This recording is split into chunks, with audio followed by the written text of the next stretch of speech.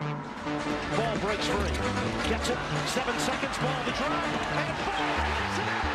There's no timeouts left for Miami. The drive.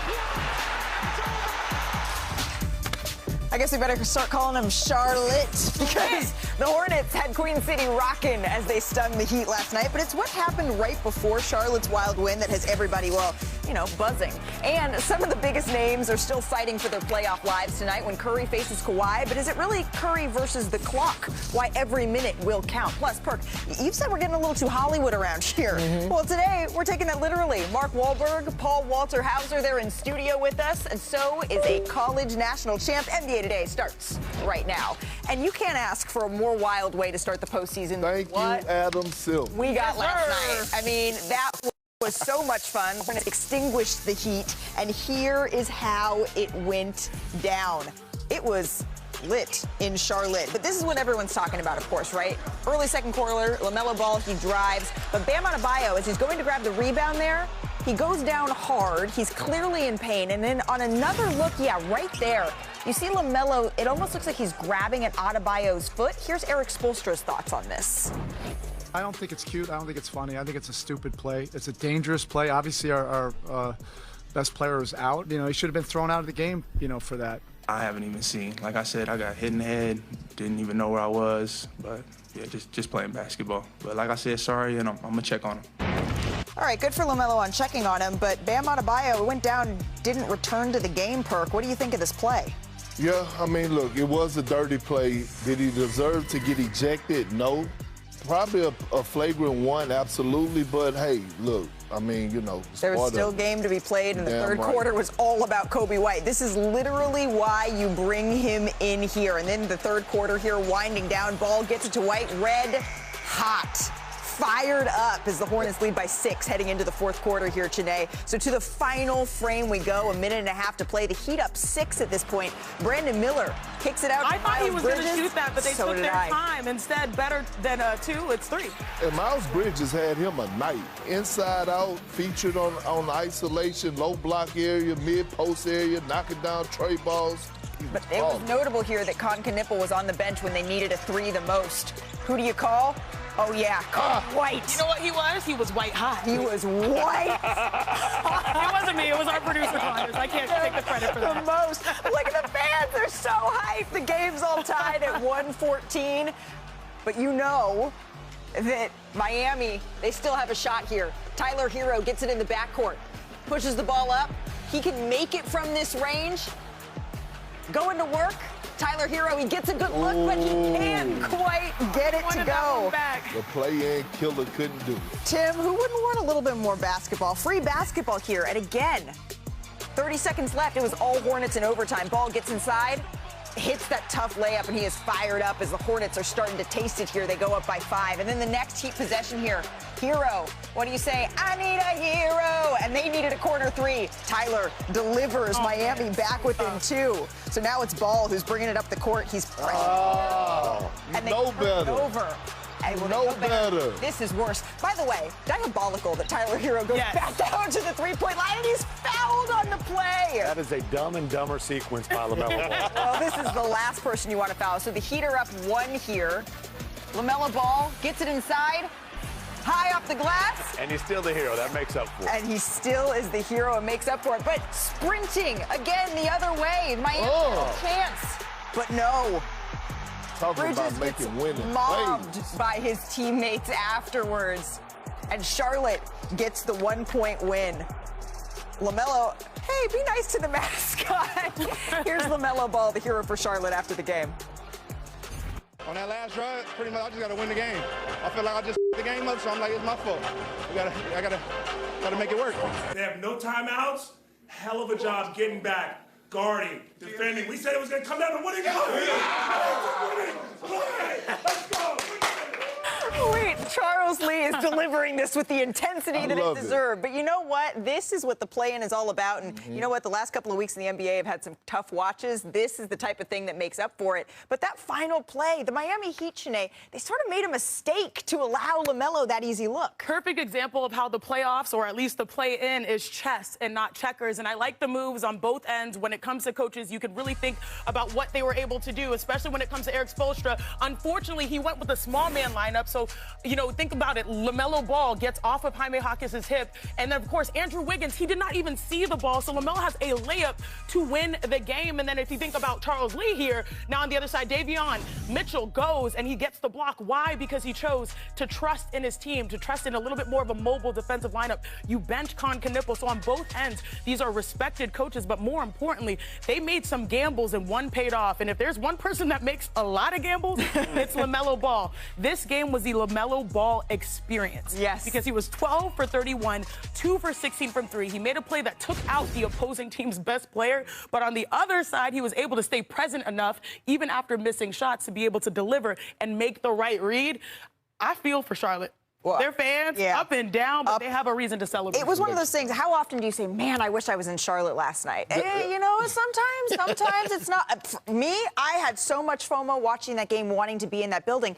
And that's sort of what Charlotte has become over the last couple of weeks and months. They've kind of become America's team in a lot of ways. They're fun to watch. And they are, Malika. They are one of the most exciting teams to watch. But, you know, once the playoffs and the play-in gets started, you know, I get tunnel vision. I watched every minute, every second of this game. And I said, you know what? If the Celtics and the Pacers had a baby, you get the Charlotte Hornets. And let me explain why. Charles Lee, you evil genius, you. He took plays, he took a system from the Pacers and the Celtics. Think about this for a second.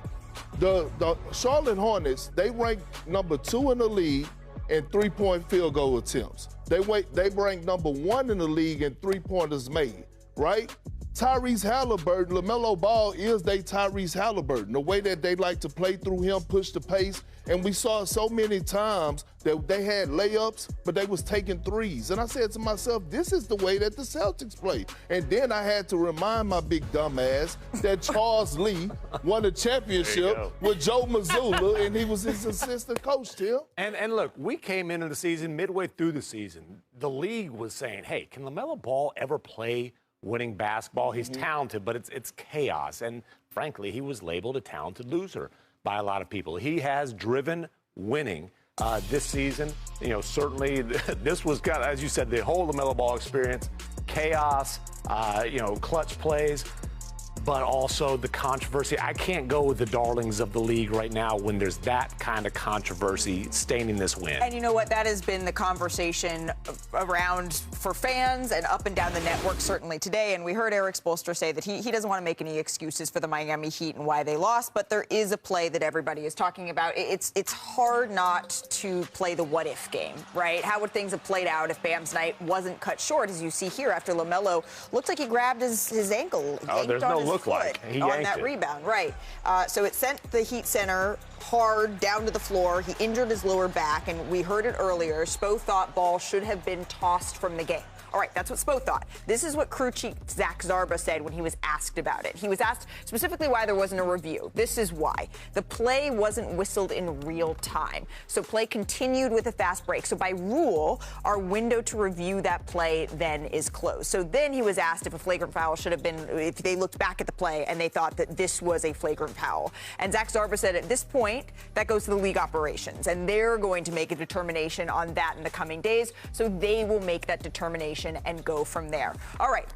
If the league is involved, then we say hello to our senior insider, fresh off the runway, Shams Charania here. Shams. Mr. Esquire. Yeah, you look good there, Shams. You did look good, but you also have all the insight, right? We hear Zarba saying here that this is in the hands of the league. So do you expect this to be investigated further? Malik, I'm told the NBA is investigating and looking into and reviewing this situation with LaMelo Ball's trip up of Bam Adebayo. My understanding is the NBA has already made contact with the Heat and the Hornets about this matter. Over the next several hours, they're going to eventually interview LaMelo Ball himself and other related parties. And people involved around this situation and the investigation so far tell me certainly there's a chance this gets upgraded to a flagrant 1 or flagrant 2 with a foul. There is doubt about whether this really rises to the level of a suspension. Yeah, I have a hard time seeing them suspending LaMelo for the next play-in game. Thank you so much for that insight, Sham. So the Heat season, though, it's over, really, no matter what happens with this review. Tim, when you're looking at what's next for Miami, the play-in champs, as Tyler Hero called them,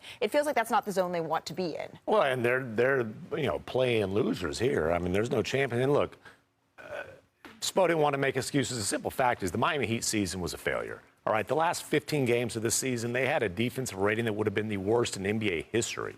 The only ones that were worse in that span were the Grizzlies and the Lizards with an L, teams that were intentionally terrible. That's how terrible the Heat have been defensively. This is a team that fell apart, put up a good fight in Charlotte, but that's not, the Heat aren't going to be happy with being a 10th seed and getting dismissed in the first playing game. And Shams told us yesterday, and this is the way the Heat roll.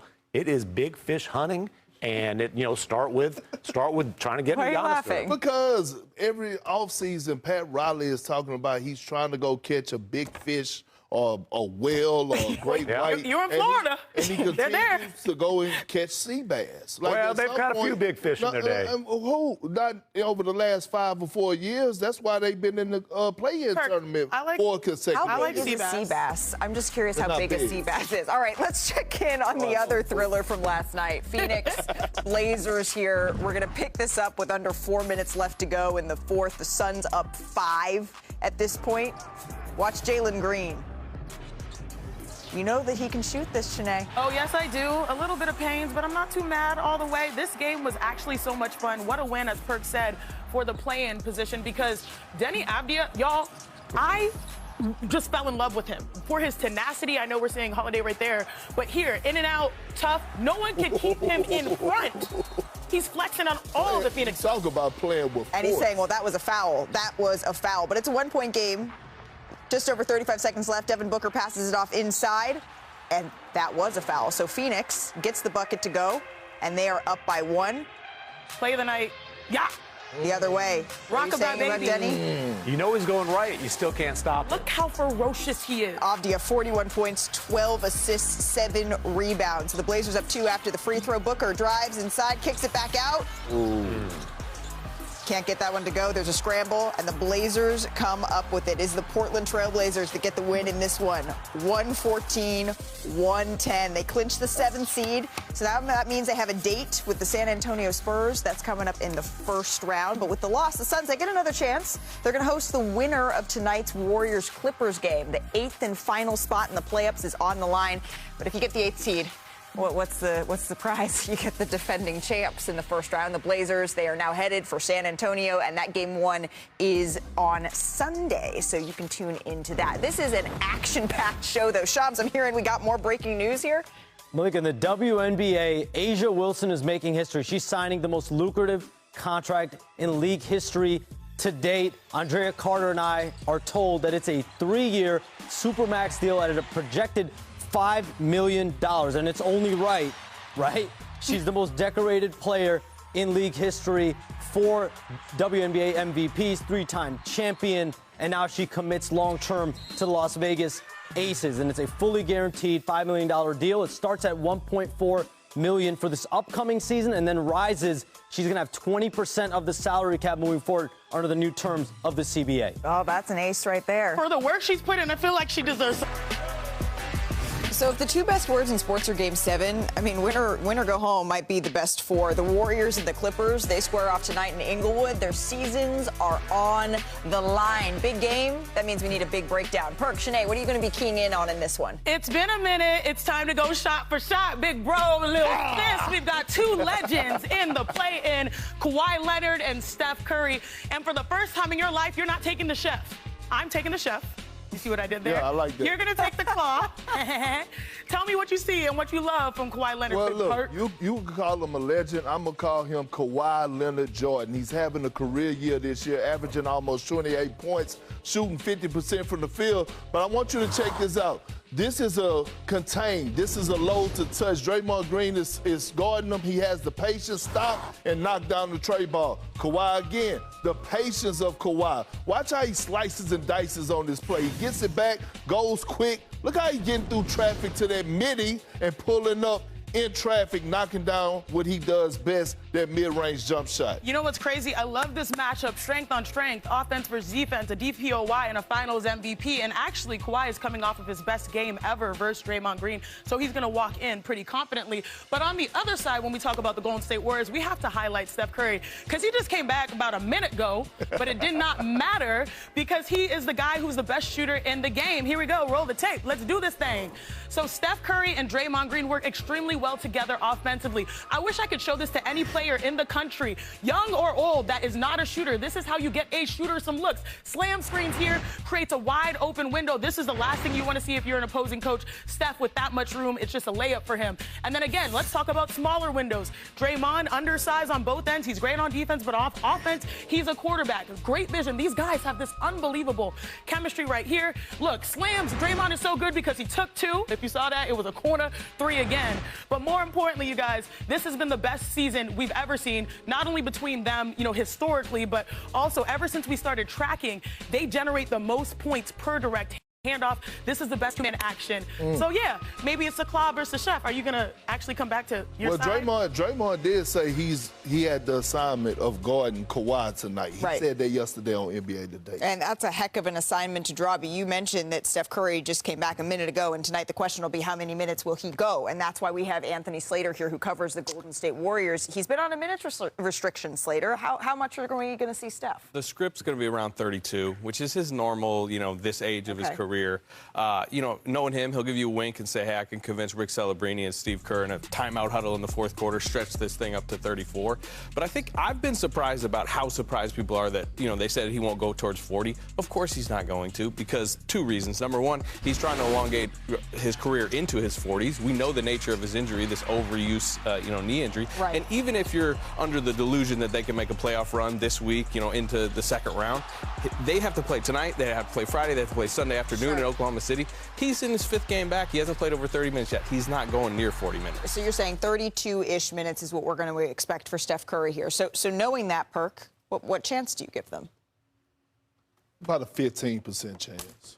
That's very, very higher. Yeah, because that's how much confidence I have in the Clippers and Ty Lue and also Kawhi Leonard. Again, we just highlighted him going against Draymond, but this man has been playing at an MVP level since the All-Star break. He's definitely making All-NBA team. Might be first on my ballot. But when you talk about how he's able to take control over a game and dominate a game, it's not just him on the offensive side, it's him defensively. It's a reason I nicknamed him Kawhi Leonard Jordan, because he defends at a high level. And when you look at Darius Garland, he's finally finding his niche in his offense, right? Being that point guard, you could tell he has that confidence. You know what would up us when it comes to the Warriors having a good percent higher than 15 would be the minutes restriction, because it's not just Steph, right? Didn't you say it's also Porzingis and Horford? So when you're in a postseason and you are limited amongst your star veterans, it makes it really difficult. Yeah, it's probably about 20 minutes for Horford. You know, like Porzingis, you know, he could maybe go 28-ish, but he's been in and out of the lineup. And so those types of minutes restrictions are all going to kind of come into focus. And if the Warriors aren't going to live up to the 15% chance, Perk, that you give them tonight, then there's going to be some tough questions that are going to be asked. There's going to be a long summer where they're going to have to review a lot of things. It's going to start to come into focus tonight. The biggest of those questions, Slater, what do you think that is? Steve Kerr. You know, and he'll get asked. But, you know, the one thing I can say for certain is we're not getting the answer tonight. Steve Kerr and his, you say Steve Kerr, you mean his future. His future as coach of the Warriors. He's under the last year of his deal. He purposely didn't seek out a contract extension. I've tried to get that answer from him several times this season, including this week, talking to him over at the facility, and he, you know, he still says he's uncertain. And part of that is there's a lot of bigger picture, you know, questions that they need to sit down organizationally. I mean, it's a transition time for them, and he says he needs to still talk to Steph Curry, Mike Dunleavy, and Joe Lacob about those, and he hasn't had those conversations. Well, Steve Kerr, when Draymond was asked about him on our show yesterday, Draymond said that he is very confident Steve will be back. Draymond's not making the choice. That's very fair. Well, it might take. What about the chances go up if you get a vintage Steph Curry performance, right? Could they go up a little bit? Yeah, it's got to be like 60. That might be what's needed to get Golden State's season to keep it alive, and he's taught us that he can do it. We got a big top of the top here. This is just Steph, purely what he does against the Clippers. Perk. I feel sorry for Daniel Tice. That's what happens, though, when you switch and you get put on the island. He just go burn you up. Yeah, that's nasty. Now to number 4. This is the Warriors facing the Clippers in 2018. 5 seconds left to play. Game's tied. You can't see it, but it's at 127. Oh. Yeah, well, who are you going to call for a bucket? Look, you don't get enough credit. One of the most underrated finishers this game Agreed. has ever Crafty seen at the finisher. basket. I think I already know what number 1. 17. Don't go there yet. We're only on 3. 5 seconds left. This is in the first half. Curry goes behind the back and then launches it and beats the buzzer. Hasn't had a half during that time, the scout used to be, do not let him catch the ball. Like, he was going on a tear. The sleeve jerseys were a time. All right, that brings us to number 2. This is 2015. Oh, yeah, behind the back. Oh, was this it? I thought this was going to be 1. Oh, that And then he could have. drains it. I thought that would be 1 too. I can tell you what 1's going to be, man. Okay. Lean back. Slater. You're going to see Steve Kerr in number 1. Then take it away. What is number 1? This is Steve Kerr's first season, and the moment he said he realized he needs to let Steph Curry shoot anything he wants. Because you're probably going to see the Steve Kerr reaction right here where he grabs his hair. He doesn't like the shot, but then accepts it. Well, you you gotta accept that type of shot. Hey, look who's joining us next. Coming up on NBA Today, Mark Wahlberg is in the building. Paul Walter Hauser is in studio, and Perk. My Bostonian brother. I hear you got a story. Courtside 2008. Oh yeah, I got. Oh, I can't wait for that. Amazon Prime. We get a lot of athletes coming through. But today, it's all about Mark Wahlberg and Paul Walter Hauser in the building. Guys. Gentlemen, thank you for spending a little time with us. Thanks for having us. We appreciate it. Very exciting time to be here. It is an exciting time in basketball and what you guys are working on. I just want to be very clear here. The screener cracked me up.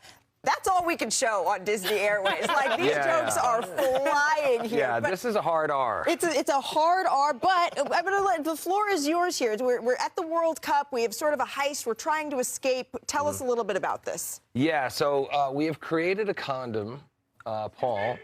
Well, they sell more condoms during the World Cup than any time in the world.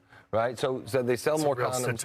Yeah, SportsCenter. I learned this on SportsCenter. So actually. we've created a condom that covers the penis and the testicles. Oh, and now we have taken the contract away from Trojan, and him and I are celebrating. Things go south really quickly, but we get invited to the finals of the World Cup, and it becomes a disaster. I don't want to give too much away, but he runs on the field. I run after him. The winning goal gets kicked off of my head, and Brazil loses, and we are the most hated people in Brazil. We get chased across the country, kidnapped. I mean, just craziness. It's a very, very good summary. There were some synonym terms you might have wanted to use.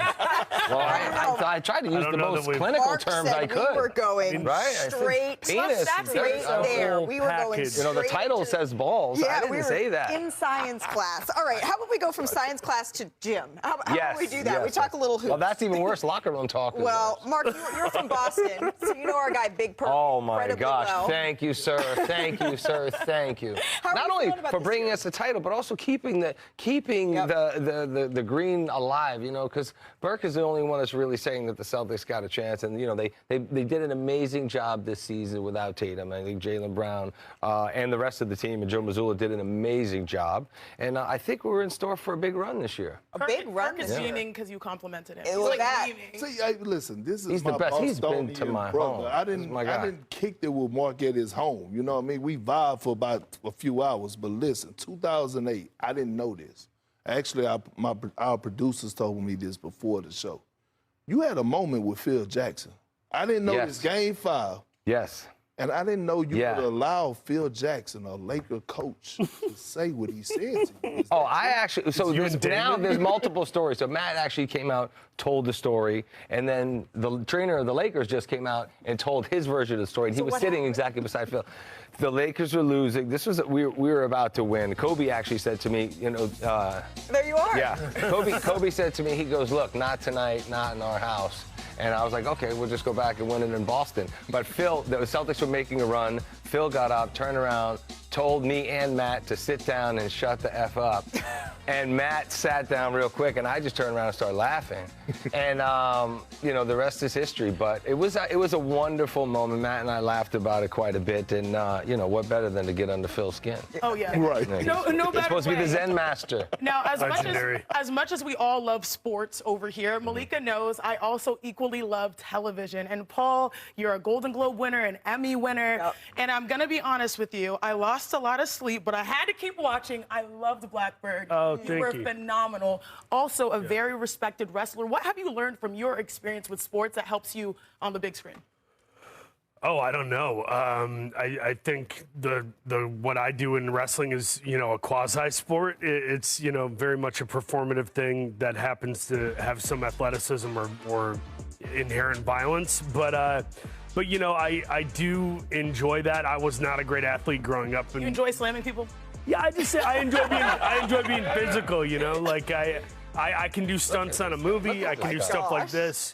And this is the closest thing I have to a sport in my life, though a guy like Mark is obviously proficient at many athletic things. What does your wife and kids say about this?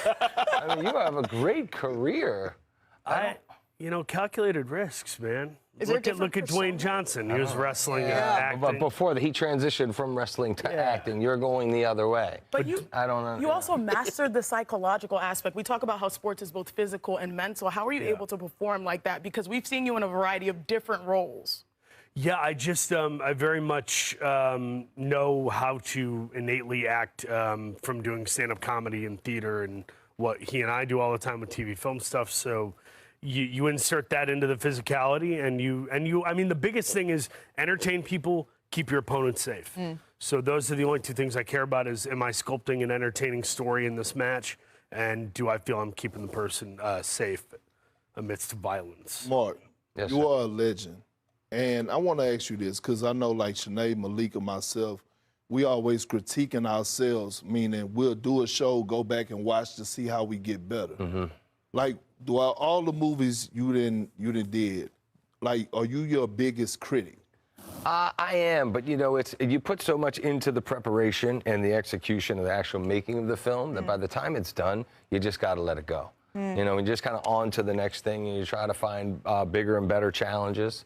You know, I'm always constantly looking to do something that's a little bit different, that calls for, you know, a little bit more in the preparation. I think you get the part, you become the part, which usually entails quite a bit, and then with no great effort, you play the part. But you have to kind of move on. You know, I know some people who, like, won't watch themselves. Other people are super critical of themselves. I kind of watch it, especially if I'm producing the movie. We'll go through the entire process. Once it's done, I kind of let it go. It's out to the world, and hopefully people enjoy it, and then I find the next thing. I think that is a mentality that all three of us could stand to, and many you must. people As you know, as well. athletes, and you know, and in the entertainment business, you do everything you can to get ready.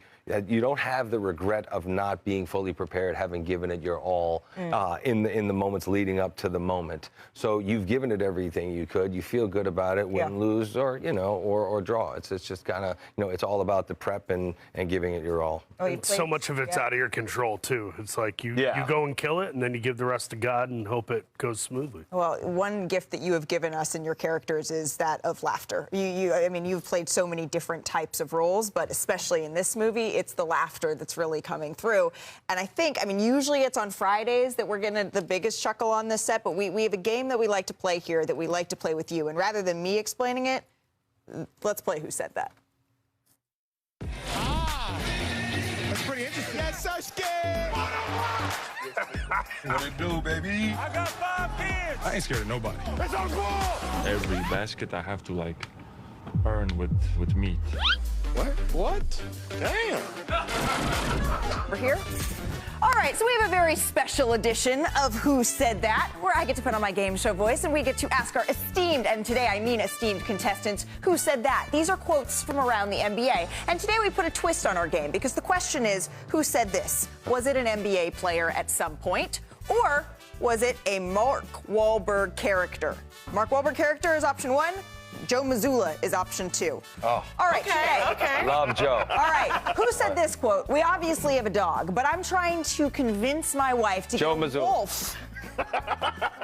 that just kind of roams the area of our house as kind of an extra layer of protection. Yeah. Do we agree? Is it Joe Mazzulla? I've never heard Mark talk about Okay. a fascination or affection for wolves. All right, So I think that's Joe. Right? was it Joe Mazzulla? Ding, ding, ding. I'm sorry about that. I Was in didn't- fact Joe. I thought it was like, you know, you got to hit the buzzer and be first. Oh, he's on the phone. That just kind of roams the area of our house, you know, as like a kind of extra layer of protection. That's an absolutely wild quote. All right, next up, who said this quote? I have no sympathy for people who squander their gifts. It's sickening.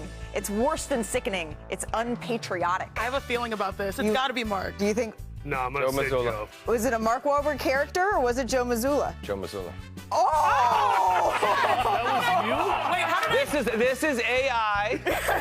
This is AI. It's unpatriotic. Yeah, this is AI. How did I know you better than you? No, that's AI. This is That was AI. That was something on Instagram. Oh, that was his. You'd be surprised. It's paid in The vain. hamster. That is the hamster. Amazing. Yeah. No, I didn't say in that. vain. I would never say that. All right. character. It's your character. Pain and gain character. Oh, pain and gain. Yeah, pain and gain character. Yeah, no, it freaked me out too. All right. Well, you're talking about Joe in real life. I think you're talking about me in real life. At number Okay, sorry. three, My fault. your character, Mark. Yeah, that was when I was torturing Tony Shalhoub. There you go. All right, so in that mind frame, everyone has a different love language. My love language is violence. Ooh. Was it one of your characters? Or was it Definitely Joe Mazzulla? That's a Wahlberg character. Joe Mazzulla. Oh, we have a differing of opinion. Who's Joe right? Mazzulla. I'm thinking it's Joe. Why would Joe say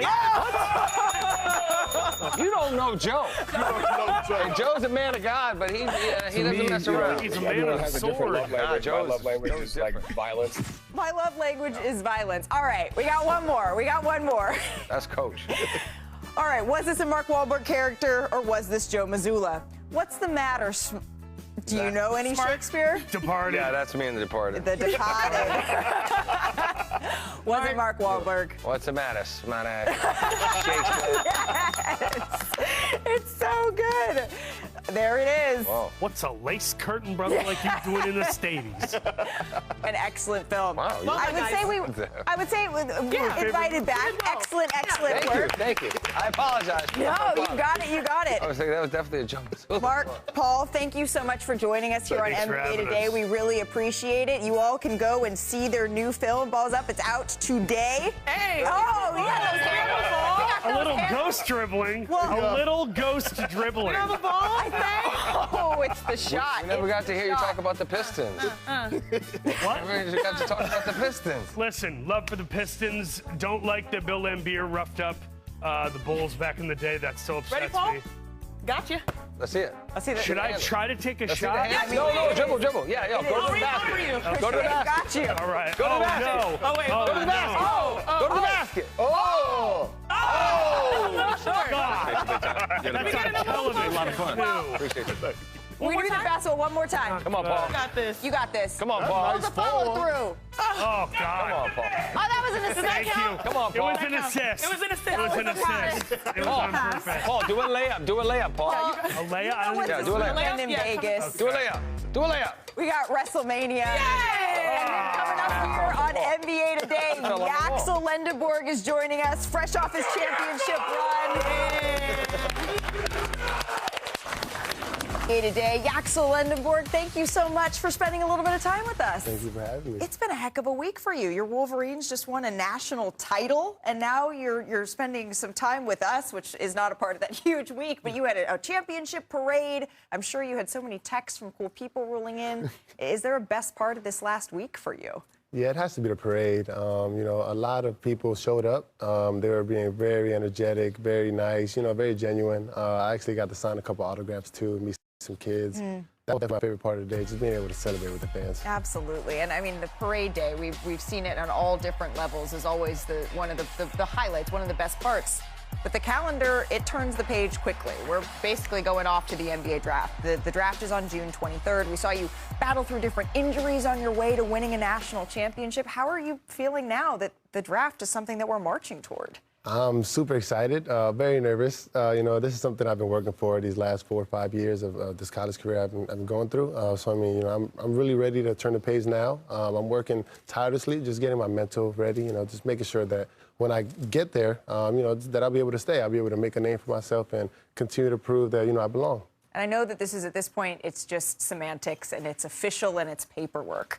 You're a senior, but I have to ask, it's official now. Is the NBA, that's the next stop? Yes, absolutely. I'm going to put my best foot forward, focus on the draft, do the best that I can and make sure I'm prepared for it. And, hopefully everything goes well. You put your name in for last year's draft. You went through some of the process and then you decided to go back to school. What did you learn from that you're going to apply now?